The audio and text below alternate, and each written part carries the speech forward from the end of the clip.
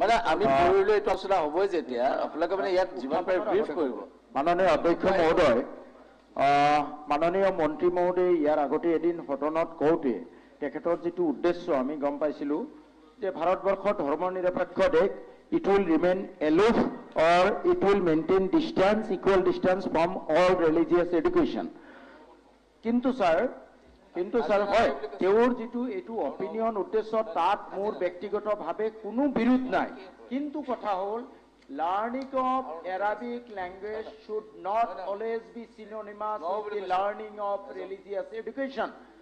মাননীয় অধ্যক্ষ মহোদয়, আমাৰ আগৰ এজন সদস্যই মাননীয় সদস্যই কৈ গৈছে এই এৰাবিক এজ এ লেংগুৱেজ যদি শিকা হয়, তেখেতে কৈছে 1 কোটি 10 লাখ ন 3.5 কোটি মানুহ, এইটো যে অকল মুছলমানে শিকিব লাগিব কোনো কথা নাই, সংস্কৃতৰ পণ্ডিত বহুত মুছলমান মানুহ আছে, গতিকে 3 কোটি 40 লাখ মানুহৰ কাৰণে 52খন কাণ্ট্ৰিত নিয়োগৰ এটা ডাঙৰ অপৰচুনিটি হ'ব যদি এই লেংগুৱেজটো কয়। মাননীয় অধ্যক্ষ মহোদয়, মই এটা উদাহৰণ দিব খুজিছোঁ, কেৰেলাত এই এৰাবিক লেংগুৱেজত যিসকলে ভাল দক্ষতা আছে, আমাৰ দিল্লীত থকা প্ৰত্যেকটো 52খন কাণ্ট্ৰিৰ এম্বেচিত তেওঁলোকে 1.5 লাখ 2 লাখ টকা দৰমহাত চাকৰি কৰি আছে।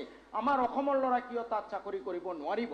গতিকে মাননীয় অধ্যক্ষ মহোদয়, ৰিলিজিয়াছ ছাইডটো ডিছকাৰ্ড কৰক, তাত আমাৰ আপত্তি নাই, বাট these madrasas should be developed into a center of excellence for learning of Arabic language.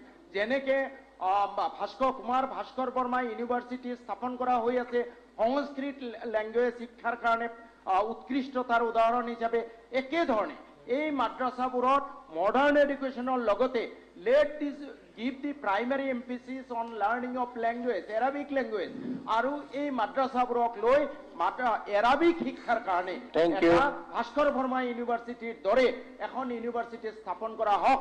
আকৌ মই ৰিপিট কৰিছোঁ, ৰিলিজিয়াছ এডুকেশ্যন ডিছকাৰ্ড কৰক, আমাৰ কোনো আপত্তি নাই, কিন্তু 3 কোটি মানুহৰ 3.5 কোটি মানুহৰ এমপ্লয়মেণ্টৰ যি সুবিধা, সেই সুবিধাৰ পৰা এই নিবনুৱাৰে ভাৰাক্ৰান্ত সময়ত তেওঁলোকক বঞ্চিত কৰাটো সঠিক কথা নহ'ব। আৰু মাননীয় অধ্যক্ষ মহোদয়, আজি মাদ্ৰাসা লাষ্টত এটা মই কথা ক'ব খুজিছোঁ, মাননীয় মন্ত্ৰী মহোদয়ে কৈছিলে we should maintain equal distance from all religious institution. ইয়াতে সেইদিনাখন বক্তব্যত কওঁতে তেখেতে সংস্কৃত টুলৰ কথাও কৈছিলে, সংস্কৃত টুলো আমি বিলুপ্ত হোৱাটো বিচৰা নাই, কিন্তু তেওঁ মাদ্ৰাছাৰ কাৰণে বিল আনিছে, সংস্কৃত টুলৰ কাৰণে কিন্তু বিল অনা নাই, তাত কমপ্লিটলি ৰিলিজিয়াছ এডুকেশ্যন দিয়া হয়। কুমাৰ ভাস্কৰ বৰ্মা ইউনিভাৰ্চিটি স্থাপন কৰিছে, আমি ৱেলকাম কৰিছোঁ, এইটো আমাৰ সভ্যতাক ৰিপ্ৰেজেণ্ট কৰে। চিমিলাৰলি নিয়োগৰ সুবিধাৰ কাৰণে আমাৰ 3.5 কোটি নিবনুৱা, 3.5 কোটি মানুহৰ নিবনুৱা।